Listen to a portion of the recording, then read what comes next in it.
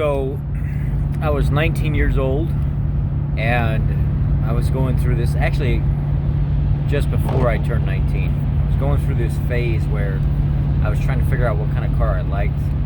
I was into all kinds of weird stuff. Like I loved little gas efficient cars, but yet I loved a lot of power.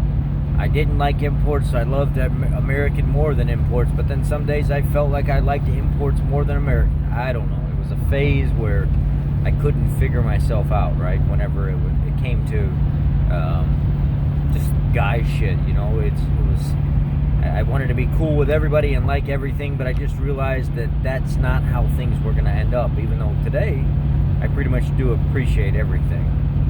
One of the most unique things that I owned was a 1991 Ford Festiva.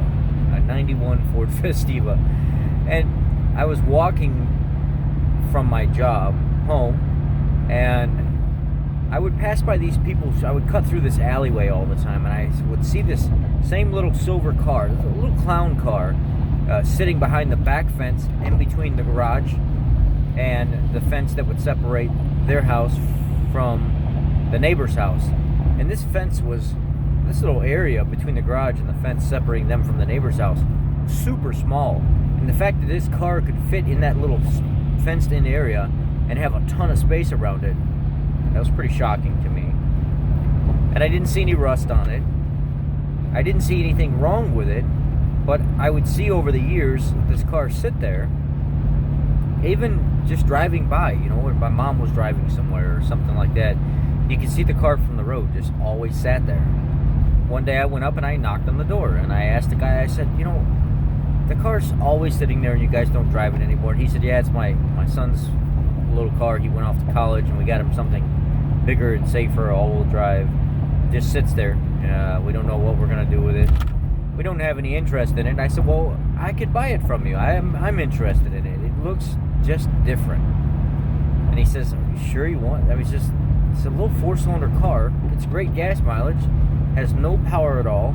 Super easy to maintenance. You never have to put tires on the thing because they never wear out.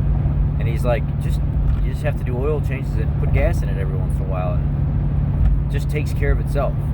So I thought about it more and more.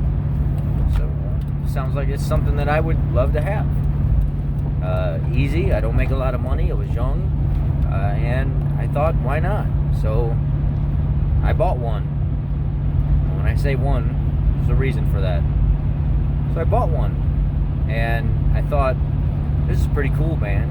A little noisy, kind of loud, hole in the exhaust, but that was nothing. I had it fixed for like $50, and I just was floored by how 300 miles to a tank all the time in this thing. I mean, it just didn't get any better than that. 300 miles to a tank, 310, 315 miles to a tank all the time. And they took really, really, really good care of this car. Inside, the car was just mint.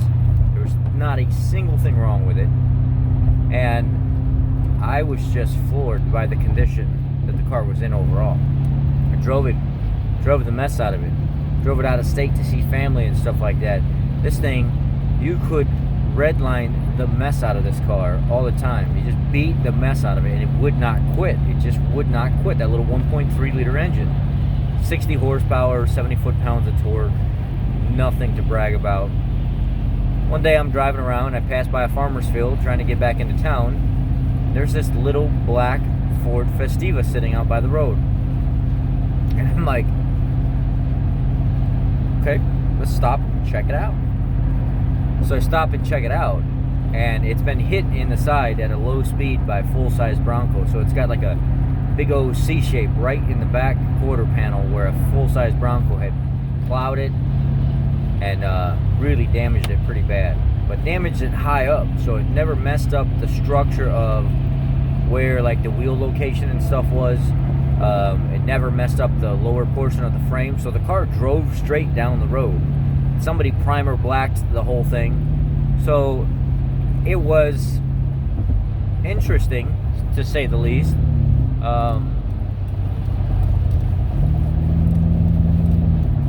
And what I ended up doing with the car is I paid $400 for the car, it ran great. I mean, it ran great. It had more miles on it than the little silver one I bought, so I drove it every single day. 30 miles to the gallon, saved me a ton of money, and just absolutely enjoyed driving this car. Never fixed it, never had that big old dent pushed in area, never had any of that stuff fixed. Didn't even worry about it.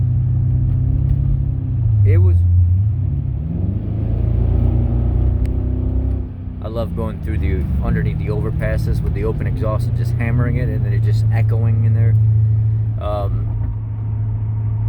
It drove the mess out of that car, man. I never had to do anything. I never even put brakes on the car the whole entire time I owned it. I owned it for like a year and a half.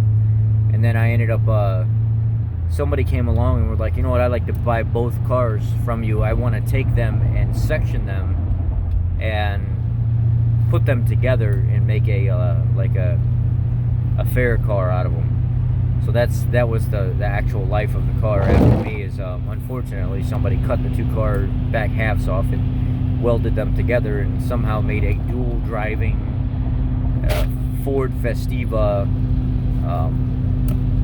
setup. I don't even understand. Never seen the cars again in my life, but that was a quite interesting car to drive. Very simple, and I think in the door it even said something about Mazda, or there was I don't think it was Mazda. I think it was something to do with Kia at the time, way back in the early 90s. I could have swore it had like some kind of Kia sticker inside the door, even though it was a Ford. It could have been Mazda, but I don't think so. I think I could have swore it was just 3 simple letters that were inside that door, and maybe for a short period of time, Kia had something to do with Ford. I could be wrong. It's been a long time. I'm going back to yesteryears, and just thought I would share my story of another car that I've owned, and just let you experience that vicariously through what I'm saying.